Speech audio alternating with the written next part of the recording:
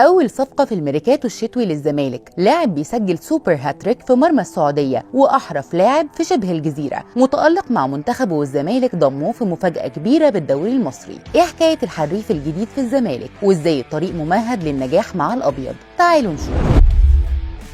الزمالك حصل على توقيع أول صفقة في الميركاتو الشتوي القادم، لاعب مميز وبيعتبره في بلده واحد من أفضل المواهب المرتقبة في انطلاقها في الكرة العربية وكمان في الاحتراف الأوروبي. كلامنا هنا عن عادل عباس موهبة اليمن، لاعب فريق الشباب تحت سن 20 سنة وصاحب ال 18 عام حاليا، لفت الأنظار ليه من الدقيقة الأولى مع منتخب اليمن، وكله مستني النقلة الكبيرة في مسيرته عشان يبدأ في الاحتراف في دوريات أكبر. في مباراة ودية أمام منتخب السعودية ومنتخب اليمن متأخر بنتيجة هدفين دون رد، نزل عادل عباس في الشوط الثاني عشان يقلب النتيجة لصالح بلاده بنتيجة 4-2 سوبر هاتريك، كان من نصيب موهبة اليمن.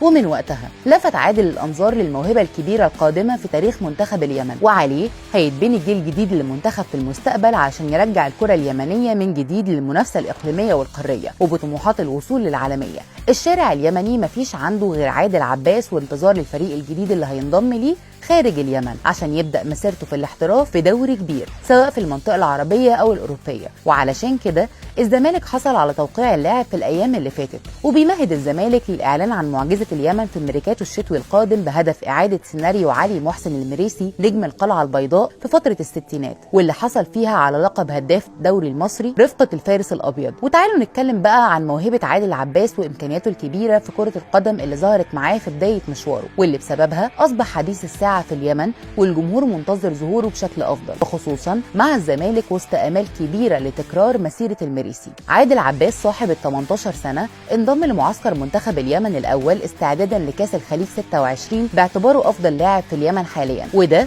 بعد ما قاد منتخب الشباب للتأهل لنهائيات كأس آسيا في الصين العام المقبل وسط أداء تاريخي وغير مسبوق للاعب. عادل نسخة جديدة من ميسي، يقدر ياخد الكرة من نص الملعب ويلم أي لاعب قدامه مش بيهمه أي حاجة. لاعب من الكرة دايما بتحب تبقى في رجليهم ومش بتبعد عنهم، وأي مدافع بيحاول يقطع الكرة منه بيكون شكله وحش وهو بيعدي منه بمهارة عالية. وزي ما شفنا في مباراة واحدة وقدام منتخب السعودية واللي بيعتبر من أفضل المنتخبات في منطقة الخليج، عادل لوحده سجل 4 أهداف في شوط واحد. يعني قدرته التهديفية مش عالية، بس دي معناها إنه لاعب من اللي بيجي مرة كل 10 سنين. عادل بيلعب في أكتر مركز في الملعب، يعني قادر يكون جناح أيمن أو أيسر مميز، وكمان لاعب خط وسط أو صانع ألعاب، وده بفضل مهاراته العالية وسرعته، وكمان لمساته السحرية للكرة وتمريراته فعلا حاجة خيالية. وقليل لما تلاقي لاعب بيقدر يلعب بوش رجله بشكل سليم في كل مرة بيعملها. ومع القدرات الهجومية الكبيرة، عادل مش بينسى الجزء الدفاعي وبيكون من أوائل اللاعبين اللي بيعمل مساندة دفاعية، خصوصا في الهجمات المرتدة على منتخبه. بيقدر يرجع في أسرع وقت عشان يقطع الكرة ويبطل مفعول الهجمة المرتدة. ولو صحت التقارير اليمنية والمصرية عن انتقال اللاعب للزمالك، متأكدين انكم هتشوفوا نسخة لاعب مختلفة تماما في الفريق على كل المستويات.